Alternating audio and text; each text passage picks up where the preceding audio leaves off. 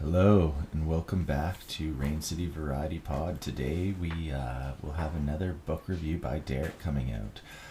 Today's book review is Animal Farm by George Orwell. This book, honestly, it's super short, 98 pages. I'd highly recommend reading it. It's quite a funny book just in terms of it all takes place on a farm, and it's about the farm animals overthrow the farmers and take over the farm for themselves. It's a political commentary it's really good, honestly. It again, kind of sticking with the theme of why I've started reading all these books. It does a lot, or it's very relevant in today's world. So it's, as you're reading it, it's very interesting. You're kind of like, oh shit, this is the kind of thing that is consistently goes on all the time. So it's about a rebel uprising of animals on a farm, and it starts with old Major, a pig, who he concocts a plan to overthrow the farm and take it for all the animals, and they will only work because as of right now all the animals do all the work. Like, they till the fields, they do everything for the food, and they don't get the most food, they don't get the most out of it, they don't get the shelter. So sadly, old Major dies, but then the other pigs, Napoleon, Snowball, and Squealer, they take over the reins and they decide to fulfill the plan of old Major to take over. This whole thing, the pigs are considered the smartest, and then you've got the horses there. They're like hardworking, they're kind of smart, and then as you kind of go down the chain of all the animals, they get dumber and unable to do, like, they're more like animals, I guess, as opposed to their certain ones, like the pigs, for example. They're very smart and can speak and lead. So the first they take over the farm, they chase the farmer off, and everything's good for a brief moment. Everyone's happy. They have a big celebration, and then they go on working, and everything's all fine on the farm. They have 7 commandments they lay out, and the 7 commandments are: whatever goes upon 2 legs is an enemy, whatever goes upon 4 legs or has wings is a friend. Animals shall wear No animal shall wear clothing, no animal shall sleep in a bed, no animal shall drink alcohol, no animal shall kill any other animal. All animals are equal. All very, very good morals to live by, or rules, commandments to live by on the surface. And then unfortunately one day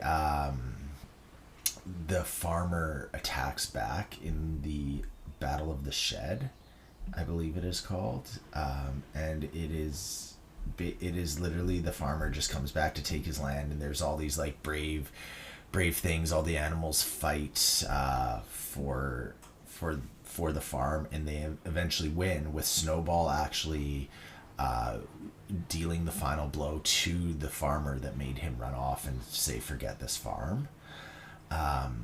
So as time goes on, there kind of becomes a very clear strife between Napoleon and Snowball, where Snowball has the best interest of all the animals and the farm, and really he just seems like a stand-up dude, to be honest with you. And then there's Napoleon, who you really get a sense for. This dude wasn't in it at any point, or I shouldn't say that. He was in it when they had the revolution. He was all for the animals, but very quickly it becomes clear he's really greedy and selfish.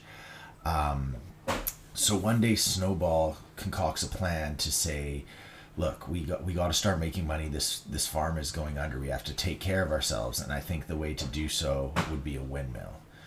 So as he's making this plan, Napoleon is very skeptical of him and constantly is like naysaying everything as they have their like small council in the farm, and all the animals decide. So at this point everything's very excuse me, as much as the pigs are the people that kind of control everything because they're the smartest and they've led this charge, it's very democratic at this point. But this is the first time you really see Napoleon's not agreeing with what's going on. Therefore, there's a bit of strife. And then he has his dogs, who they kind of refer to. He took a whole bunch of dogs away from dogs away from the farm, and he had like been training them in animalism, which is the 10 commandments. They refer to it as animalism. And he chases Snowball off the farm with these vicious dogs. And then as soon as Snowball leaves, he turns around in the exact same night and says to everyone, I have a great plan. Let's build a windmill. And all the animals, you have to understand, they're not very smart. They're kind of confused. They're like, wait, I thought that was Snowball's plan. And then Napoleon explains, no, this wasn't Snowball's plan. Snowball's actually a traitor, and this was my way of exposing him and getting him out of here.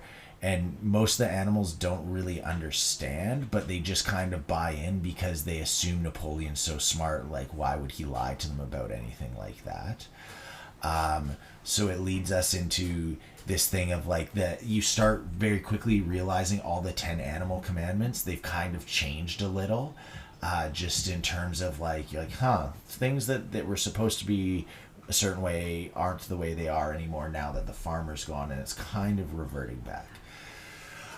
So they build the windmill, but unfortunately the windmill is just faulty because it's made by animals.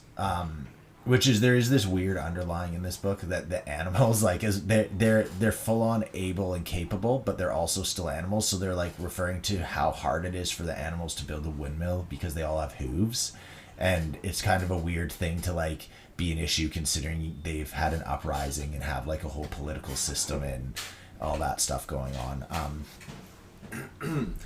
Anyhow, so a storm hits and the windmill gets knocked over. And a farmer from the district or the next farmland over makes a comment about how it was because you had faulty walls and everything was poorly made. But Napoleon turns it into Snowball came and destroyed the castle to like sabotage, or the windmill to sabotage, which just wasn't true. And then this kind of leads down this path of now the animals hate Snowball and view him as an enemy. Meanwhile, Napoleon is starting to do things that they swore they'd never do. So the farmer's house at the start, it's like, this is like a sacred place they never go because it symbolizes humans. Now Napoleon and the pigs and the dogs all sleep in the house. And they've started to change the rules from no sleeping in bed. And so I should have said this before, all the commandments are written in the barn in paint. And most of the animals can't really read, but they've taught them, some of them, how to, so they can like read very brokenly things. And now all of a sudden, a lot of things have changed from no animal shall sleep into a bed to no animal shall sleep in a bed with sheets on it, or no animal shall drink alcohol, turn to no animal shall drink alcohol in excess. And it's just slow little tweaks to the things that are all convenient for the pigs. And then eventually, as time goes on, you start realizing that the pigs literally become the humans. Like, they're taking more from themselves. They have the nice stuff. Meanwhile, all the other animals are slaving and toiling. And so it's just this kind of weird cycle of they were the revolutionaries up until they got power and became the things they hated the most. So it's a really good book. I'd highly recommend reading it. I feel like that's a overall like brief synopsis. There's quite a bit more to it that makes it easy but interesting to read. The whole underlying of it is the theme of the book, I guess, becomes like things will remain the way they are, or at least Orwell kind of felt that way. Like, things will remain the way they are, irregardless of how change comes into be. Which I don't know. I personally don't take that stance. I do like to be more optimistic than pessimistic. But yeah, just wanted to get out here and kind of put something out for you to hear. We will be having on a pastor for 3-person circle. That should be dropping tomorrow. So keep your podcast open, and we hope to have you tune in for that. Take care, and I hope you have a good Tuesday.